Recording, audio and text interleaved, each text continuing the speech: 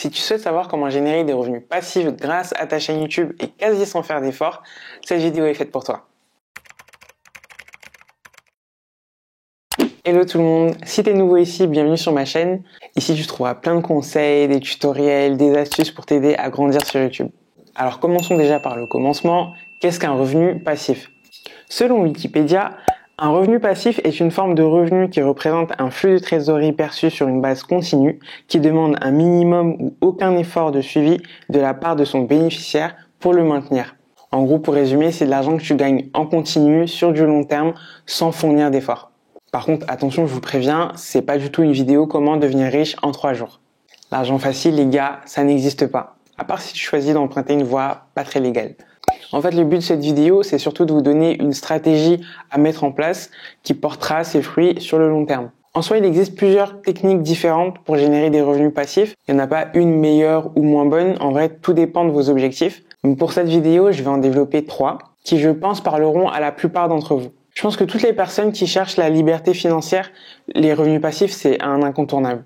Moi, je l'utilise déjà depuis un moment sur ma chaîne. J'ai vu tous les aspects positifs que ça donne. On peut quasiment dire que je fais de l'argent en dormant. En fait, il va suffire d'une vidéo, d'une action que je vais mettre en place et tous les mois, je vais générer de l'argent grâce à ça. Voilà, moi, j'ai réussi à le faire. Je pense que c'est accessible pour la plupart des personnes. Par contre, la seule chose dont on va avoir besoin, c'est d'une audience. Quelqu'un, en fait, à qui sera destiné ses ventes. Il n'y a vraiment pas besoin d'avoir des milliers et des milliers d'abonnés. L'objectif, c'est d'avoir un groupe de personnes à qui vendre. Si tu commences aujourd'hui à vendre à ne serait-ce que 10 personnes, c'est déjà très bien.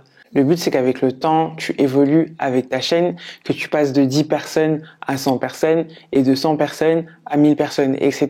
Plus ta chaîne va évoluer, plus tes revenus vont évoluer avec elle. Donc voilà, si par exemple tu as déjà 100 abonnés, sur tes 100 abonnés, essaye de convaincre 10 personnes. Essaye de vendre à 10 personnes, c'est déjà une grande victoire. Mais tout ça, ça se met en place et ça se développe avec le temps et beaucoup de patience. Donc la première idée ou la première stratégie à mettre en place, c'est le marketing d'affiliation. J'en parle déjà en détail dans une vidéo précédente, mais en gros, le marketing d'affiliation, c'est l'un des meilleurs moyens de générer des revenus passifs, mais surtout, c'est l'un des plus faciles à mettre en place. Donc pour faire simple, pour ceux qui connaissent pas, l'affiliation, c'est être payé pour avoir recommandé un produit ou un service qui s'est soldé par une vente. Par exemple, disant que moi, dans une vidéo, je recommande cette montre.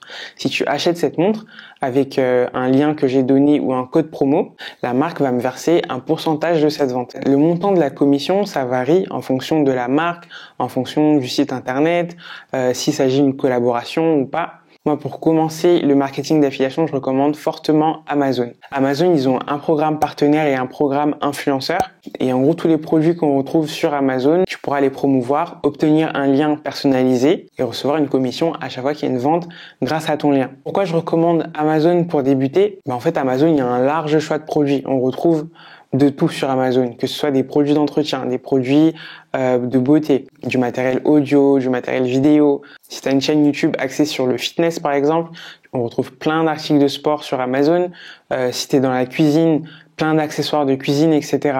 Donc Amazon, pour commencer, je pense que c'est accessible à la plupart d'entre nous. Tous les liens qu'on voit dans ma barre de description concernant mon matériel, c'est des liens affiliés du coup. Et à chaque fois que vous validez votre panier à partir du lien que je vous ai donné, moi je reçois une petite commission. C'est un système assez gagnant-gagnant pour la marque et pour le créateur du contenu. Pour la marque parce qu'en fait, elle gagne en visibilité. Elle a accès à peut-être une audience qu'elle n'avait pas auparavant. Et pour toi, le créateur de contenu, ça te permet de gagner de l'argent en faisant une simple recommandation. Pour moi, le marketing d'affiliation, c'est une stratégie assez simple à mettre en place, mais c'est aussi une des stratégies qui rapporte le moins. Pourquoi je dis ça? Parce que comme j'ai expliqué, on est payé à la commission. Et le montant de la commission varie en fonction de plein de choses. Sur Amazon, il me semble que les commissions vont jusqu'à 10%. Donc 10% par exemple sur un produit qui coûte 15 €, c'est pas énorme. On va pas recommander tous les jours des produits à 500 €. Donc pour t'appuyer seulement sur ce revenu-là, il te faudrait des milliers, des centaines de milliers de ventes. Parfois quand il s'agit de collaboration avec une marque et qu'il y a un système d'affiliation derrière, les commissions sont déjà un peu plus intéressantes.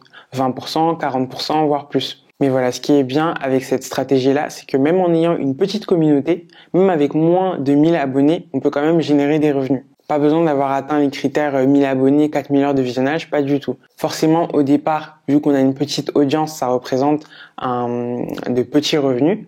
Mais plus tu vas faire grandir ta chaîne, ta communauté va augmenter, tes ventes vont également augmenter. Donc tu généreras plus de revenus grâce au marketing d'affiliation. Comme j'ai dit, c'est vraiment une histoire de développement et de patience. Là, ce qu'on va chercher à faire, c'est vraiment faire évoluer sa chaîne, faire grandir sa communauté pour pouvoir atteindre un maximum de monde. Pour ma deuxième idée ou deuxième stratégie à mettre en place pour générer des revenus passifs, c'est les produits digitaux. Je me suis vraiment penché sur les produits digitaux l'année dernière. Ça fait aussi partie de ma stratégie pour développer mon business. Et sincèrement, je trouve ça juste génial. Déjà, par rapport à l'affiliation, ça rapporte beaucoup plus d'argent. En fait, si tu veux, tu vas créer ton produit, tu vas le mettre en ligne et c'est fini. T'as plus qu'à le vendre, enfin. C'est fini, entre guillemets. En fait, ton produit, une fois qu'il est en ligne, tu le vends en continu, chaque jour, chaque mois, tu continues à vendre sans fournir plus d'efforts parce que le produit est déjà créé. Donc ça se fait vraiment tout seul grâce au trafic généré par ta chaîne YouTube. Je trouve ça assez simple aussi à mettre en place. C'est pas comme les produits physiques où il faut emballer le produit, derrière il faut assurer l'expédition, etc. Là, ton produit, il est digital, tu le vends en ligne, ton client il aura juste à le télécharger. Donc quel type de produits digitaux est-ce qu'on peut retrouver? Ça va être les templates téléchargeables, les programmes alimentaires, les programmes sportifs, il y en a plein.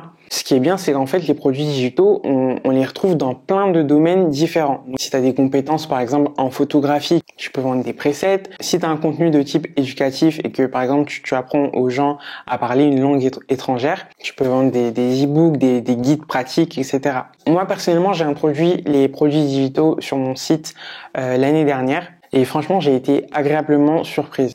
À l'ouverture de mon site l'année dernière, en produits digitaux, j'ai généré 800 € de vente le premier mois. Bon, c'est peut-être pas énorme pour certains, mais franchement, pour moi, c'était une belle surprise. Que comme ça, en 3-4 semaines, j'arrive à vendre autant de produits. Sachant que voilà, les produits que je vends, c'est pas des produits à une cinquantaine d'euros, c'est vraiment des produits à une dizaine d'euros. Donc faire 800 € le premier mois, franchement, j'étais vraiment satisfaite.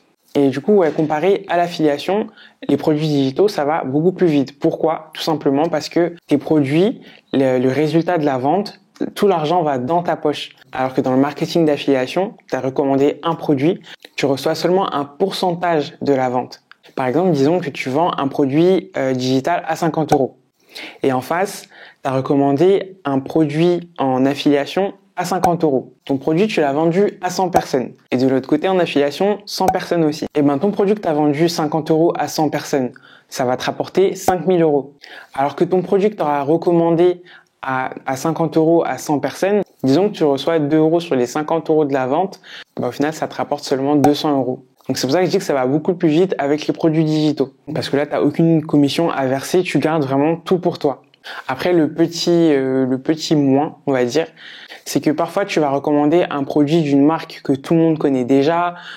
La marque, elle a déjà sa réputation, donc les gens font facilement confiance. Alors que là, un produit digital que tu vends, pour générer des ventes derrière, il faut déjà que ton audience te fasse confiance et surtout que le produit que tu lui vends a une certaine valeur. Si je dois acheter ton produit, c'est parce que derrière, tu as fait en sorte de me convaincre. Donc c'est là où par contre c'est un peu plus difficile comparé au marketing d'affiliation, c'est que là derrière tu vas devoir mettre tout un système en place pour que les gens achètent ton produit. Mais sincèrement la vente de produits digitaux c'est vraiment quelque chose à considérer. Là 100% du chiffre d'affaires tu le gardes pour toi. Enfin pour toi, jusqu'à ce que après l'État vienne réclamer sa part. Mais ça c'est une autre histoire. Et du coup pour finir, donc ma troisième idée ou troisième stratégie à mettre en place pour générer des revenus passifs, c'est la formation en ligne. Formation en ligne aussi, je trouve ça super intéressant. Je pense que tout le monde a déjà vu un peu des créateurs de contenu vendre des formations, etc. Mais là, par rapport aux produits digitaux où déjà on avait augmenté un petit peu le niveau de difficulté, là, on va rajouter encore de la difficulté. Et de toute façon, je ferai une vidéo, je pense, sur des idées de produits digitaux à vendre dans plusieurs domaines différents. En fait, la création d'une formation en ligne ou d'un cours en ligne, ça demande beaucoup d'investissement. C'est beaucoup de travail à mettre ça en place quand même pour fournir quelque chose de qualitatif à la personne qui va acheter la formation. La formation, il faut la préparer, construire différents modules. Il faut aussi préparer toute la partie marketing, l'avant-lancement de la formation, etc. C'est tout un truc. Donc là, oui, pour le coup, ça va demander beaucoup d'efforts. Et je considère ça comme un revenu passif. Pourquoi? Parce que une fois que ta formation, elle est en ligne, que tout est fait, c'est pas une formation qui va te demander ta présence quotidiennement. C'est quelque chose qui est déjà préenregistré, que ce soit en audio ou en vidéo. Et du coup, tu auras peut-être investi des mois à construire ta formation, mais après le reste de l'année, ta formation, elle est sur ton site internet, elle se vend chaque mois sans que tu aies d'efforts supplémentaires à ajouter. Et là, pour le coup, le prix d'une formation en ligne, c'est beaucoup plus élevé que le prix d'un produit digital, par exemple. Là, le tarif, il est plus conséquent parce que c'est quelque chose où voilà, tu apportes tes connaissances, tes compétences dans un domaine particulier où les gens ont vraiment envie d'apprendre. Et du coup, le prix, il est justifié par ça, par tout le temps investi, par les frais annexes que ça engendre. Donc là, oui, un peu plus d'efforts au début, mais beaucoup plus d'argent à gagner. Moi, personnellement, je propose pas de formation ou de cours en ligne, en tout cas pas pour le moment, mais je trouve cette option super intéressante parce qu'en fait, si tu as des compétences dans un domaine particulier, je sais pas si t'es doué en informatique ou t'es doué, je sais pas, t'es vidéaste, photographe, peu importe, t'as des connaissances dans un domaine, et bah tout ça tu le vends à des personnes qui cherchent à apprendre. Des fois il y a des gens qui proposent des mini formations, ça peut aller de 50 € à 150 €, ou des grosses formations complètes qui vont aller de 100 € à 1000 €, 2000 € et j'en passe. Ce sera à toi de définir la valeur de ton produit, de ton service. Pour la création de formations, il existe des sites comme Podia, comme Kajabi, Teachable, etc. Les prix sont assez différents, tout dépend en fait de ce que tu recherches. Certains sont très abordables et d'autres un peu plus chers parce qu'ils proposent beaucoup plus d'options. Donc il faut vraiment comparer pour voir ce qui peut le plus correspondre à tes besoins. Mais voilà, du coup, entre le marketing d'affiliation, les produits digitaux, la formation en ligne, il y a vraiment moyen de générer de gros revenus passifs grâce à ta chaîne YouTube. Parce que tout part de là, ton audience, ton trafic, tout vient de ta chaîne YouTube. Et même si tu as une petite audience, si tu combines plusieurs différentes stratégies de revenus passifs, au final, ça te fait déjà une bonne somme. Voilà, j'espère que cette vidéo vous a plu. J'essaierai de faire d'autres vidéos sur le sujet en mettant un peu plus de détails. Là, il s'agissait vraiment d'exposer certaines idées. Et puis sinon, de toute façon, comme d'habitude, si vous avez des questions, on se retrouve en commentaire. Et je vous donne rendez-vous dans une prochaine vidéo. Salut!